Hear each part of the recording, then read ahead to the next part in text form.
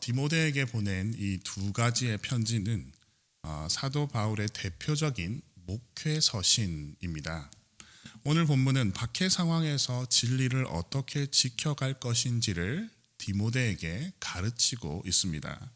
우리 본문을 따라서 우리는 박해라는 키워드와 진리라는 키워드를 가지고 그리스도의 복음을 성경을 그리스도의 복음으로 성경을 해석하라는 사도 바울이 가진 성경의 관점을 한번 깊이 있게 살펴보도록 하겠습니다.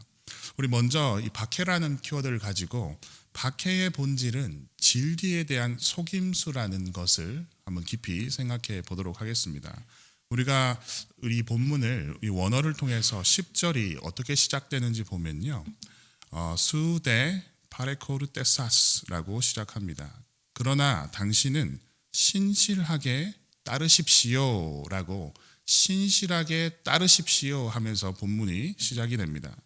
여기서 보시면요. 사도 바울이 지금 말하고 있습니다. 화자입니다. 그리고 여기서 당신은 디모데를 가리킵니다. 여러분, 바울은 디모데가 신실하게 따라야 할 것들을 이렇게 나열하고 있습니다. 나의 가르침, 나의 삶의 방식, 나의 삶의 목적, 나의 믿음, 나의 오래 참음, 나의 사랑, 나의 인내, 나의 박해들, 그리고 나의 고난들을 신실하게 따르십시오라고 권면하고 있습니다. 이 모든 요소들은 바울의 목회적 지향성을 보여줍니다. 이는 사도 바울이 복음의 진리 위에 굳건하게 서 있었고 그로 인해서 박해가 뒤따르고 있었음을 나타내고 있습니다. 여러분, 바울은 디모데가 잘 알고 있는 자신의 박해의 경험들을 이제 언급을 하는데요. 그것은 안디옥과 이고니온과 그리고 루스드라에서 당한 박해들을 이제 언급을 합니다. 이는 모두 우리가 알고 있는 바 바울이 1차 전도 여행 중에 일어났던 사건들입니다. 바울은 비시디아 안디옥에서 이제 도착했을 때 처음에는 환대를 받았으나 그 시기하는 유대인들의 선동으로 인해서 박해를 받아서 쫓겨났습니다. 그래서 이후에 동남쪽으로 조금 이동하여서 니고디온으로 이동하여서 그곳에서 얼마 정도 머물렀지만 그곳에서도 유대인들과 이방인들이 바울 일당을 향해서 돌로 치려고 했기 때문에 바울 일행은 피신했습니다. 그리고 더 남쪽으로 가서 루스드라로 갔고 거기서도 이제 복음을 전했으나 그곳에서 바울은 돌에 맞아서 거의 목숨을 잃을 뻔하였고 성 밖으로 끌려나는 사건이 있었습니다. 바울은 박해에 대해서 두 가지 의미를 부여하고 있습니다. 우리 11절 하반절을 제가 직역해서 이렇게 읽어드리자면 디오그무스 휘페이넨카 이렇게 표현하는데요. 내가 박해를 견디어냈다라고 표현합니다. 먼저 내가 박해를 견디어냈고 까이 에크판톤 메 에리소토토 키리오스 주님께서 그 모든 박해에서 나를 건져내셨습니다 라고 표현합니다. 그러니까 1차적으로 내가 박해를 견디어냈고 2차적으로 주님께서 모든 박해를 건져주셨다. 박해로부터 나를 건져주셨다라고 표현을 하고 있습니다. 그러니까 먼저 바울은 박해를 받을 당시에 스스로의 강한 의지로 그 박해를 견뎌냈던 것입니다. 그리고 나중에 그 박해에 대해서 뒤돌아보니까 주님께서 그 모든 박해를 견딜 수 있게 해주셨다고 지금 고백을 하고 있는 것입니다. 이어 사도 바울은 디모데 후서 4장 17, 18절에서 자신이 받은 이 모든 박해에 대해서 이렇게 고백을 하게 됩니다. 제가 세 번역으로 이 부분을 읽어드리겠습니다. 주님께서 나를 사자의 입에서 건져내셨습니다. 주님께서 나를 모든 악한 일에서 건져내시고 또 구원하셔서 그분의 하늘나라에 들어가게 해 주실 것입니다. 라고 이렇게 고백을 합니다. 여러분, 사도 바울은 박해가 그리스도인의 삶의 본질적인 요소임을 강조합니다. 이 12절에 보시면 무릇 그리스도 예수 안에서 경건하게 살고자 하는 자는 박해를 받으리라 라고 말씀합니다.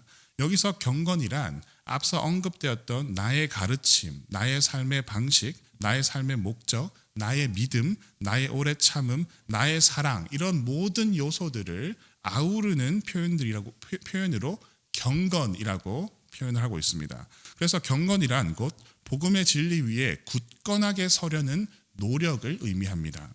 여기서 바울은 경건을 추구하는 모든 이들에게는 박해가 따른다는 것은 당연한 것으로 받아들이라고 권면을 하고 있는 것이지요. 여기서 바울이 당한 박해의 본질은 무엇일까요? 돌에 맞아 죽을 뻔했다는 것이 박해의 본질이었을까요?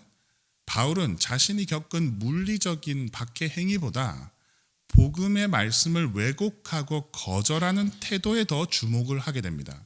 따라서 박해의 본질은 복음의 진리를 왜곡하는 속임수에 있다. 이렇게 우리에게 가르치고 있습니다. 우리 13절 보겠습니다. 제가 13절 읽어드리겠습니다. 악한 사람들과 속이는 자들은 더욱 악하여져서 속이기도 하고 속기도 하나니.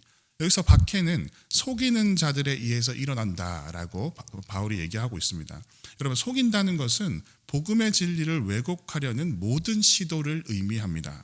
여기서 속이는 자라는 뜻은요, 고에테스인데요, 본래 마술사라는 뜻입니다. 마술사. 여기서 이는 본문 우리가 오늘 읽지는 않았지만 8절을 보시면요, 모세를 대적했던 마술사들을 바울이 언급을 하고 있습니다. 그 이름을 얀네와 얀브레를 우리 언급을 하고 있습니다. 8절 보시면 얀네와 얀브레가 모세를 대적한 것 같이, 자, 이 사람들이 근데 어떤 대적을 했죠? 마술 행위만 했다는 것에 주목하지 않고 그들도 진리를 대적했다라고 표현하고 있죠. 이 사람들은 그 마음이 부패한 자요 믿음에 관하여 버림받은 자들이라라고 설명을 하고 있습니다. 여러분, 출애굽기 본문을 기억을 해보시면 모세를 대적한 마술사들의 이름은 나오지 않습니다. 언급되지 않아요. 하지만 사해사본의 사독문서 또는 여러 랍비 전승들에 의하면 얀네와 얀브레라는 이름이 등장을 합니다. 우린 여기서 바울이 성경의 외증적 문서에 대해서도 굉장히 익숙했다는 것을 알 수 있습니다. 이들은 모세가 바로 왕 앞에서 행한 기적들을 모방을 했습니다. 그들은 아론의 지팡이가 뱀이 되는 것을 따라했습니다. 똑같이 뱀이 되었었죠. 나일 강이 피로 변하는 기적 또한 흉내냈습니다. 그리고 개구리 재앙도 따라했습니다. 자, 하지만 그 다음 재앙이었던 먼지를 쳤을 때 이로 변하는 것은 흉내내지 못했습니다. 결국 그들의 입술로 뭐라고 고백했냐면 이는 하나님의 권능입니다 라고 인정을 할 수밖에 없었습니다. 그들의 의도는 분명했습니다. 모세가 하나님의 능력으로 행한 이적들을 이집트의 신들도 똑같이 행할 수 있다는 것을 보여줌으로써 하나님의 능력의 권능을 깎아내리고 불순종해도 된다는 구실을 마련해 주려고 했던 것입니다. 그는 그럴듯한 거짓말로 사람들을 속이려고 한 것이었으며 이처럼 사탄은 언제나 하나님의 진리를 교묘하게 왜곡시켜서 사람들을 미혹한다는 것을 우리에게 가르칩니다. 따라서 바울이 말하는 박해의 본질은요, 물리적인 폭력이 아니라 진리에 대한 속임수에 있다는 것을 우리가 주목할 필요가 있겠습니다. 여러분, 바울이 얀네와 얀브레를 언급한 이유는 디모데 시대에도 이렇게 똑같이 속이는 자들, 얀네와 얀브레가 존재했다는 사실 때문이겠죠. 이는 오늘날 우리에게도 진리를 왜곡하는 얀네와 얀브레 같은 이들이 있음을 시사합니다. 자, 그렇다면 우리가 우리의 방향을 좀 전환하여서 진리에 좀 머물러 보도록 하겠습니다. 진리의 측면에서 그리스도의 복음으로 성경을 해석한다는 것에 대해서 한번 깊이 생각해 보도록 하겠습니다. 여러분, 사도 바울은 디모데에게 악한 자들의 속임수를 피하라고 가르치면서 그의 마음이 어디에 머물러야 하는지 설명을 하고 있습니다. 여러분, 14절 상반절에 보시면요, 상반절 앞에 시작이 될 때 명령형으로 시작되는데 수데메네 이렇게 시작을 하거든요. 이것은 그러나 너희는 거하라, 그러나 너희는 머물러라 라고 하고 이렇게 시작을 합니다. 여러분, 진리의 복음을 지키고 속임수를 피하기 위해서 우리의 마음이 어디에 머무르라고 지금 바울이 얘기하고 있을까요? 바울은 이를 위해서 우리가 알아야 할, 우리가 머물러야 할 우리 마음의 좌소로서 두 가지 지식을 제시합니다. 첫 번째 지식은 바로 복음인데요. 14절입니다. 우리 14절 한번 같이 읽어보도록 하겠습니다. 시작. 그러나 너는 배우고 확신한 일에 거하라. 너는 내가 누구에게서 배운 것을 알며. 여러분 보십시오. 디모데가 누구에게서 가르침을 받았는지 기억하고 그 배운 것과 굳게 믿는 것 안에 거하라고 말씀을 하고 있습니다. 여기서 디모데를 가르친 사람은 누굴까요? 바로 사도 바울입니다. 그리고 그 가르침의 핵심은 디모데 서신서와 바울 서신서 전체의 맥락에서 볼 때 분명히 예수 그리스도의 복음입니다. 즉 예수 그리스도께서 십자가에서 죽으시고 부활한 것으로 그것을 믿음으로써 구원을 받게 된다는 복음의 소식이며, 다른 복음이 아닌 바울에게서 올바로 배운 그 진리 안에 머물라고 권면을 하고 있습니다. 따라서 우리가 속임수에 넘어가지 않고 진리를 지키기 위해서는 우리의 마음이 예수 그리스도의 복음에 항상 머물러 있어야 함을 우리가 알 수 있습니다. 자, 그렇다면 두 번째로 우리 마음이 머물러야 할 지식은 무엇일까요? 바로 계시된 우리 하나님의 성경 말씀입니다. 우리 15에서 17절입니다. 우리 15절에서 17절까지 다시 한번 읽어보겠습니다. 시작. 또 어려서부터 성경을 알았나니 성경은 능히 너로 하여금 그리스도 예수 안에 있는 믿음으로 말미암아 구원에 이르는 지혜가 있게 하느니라.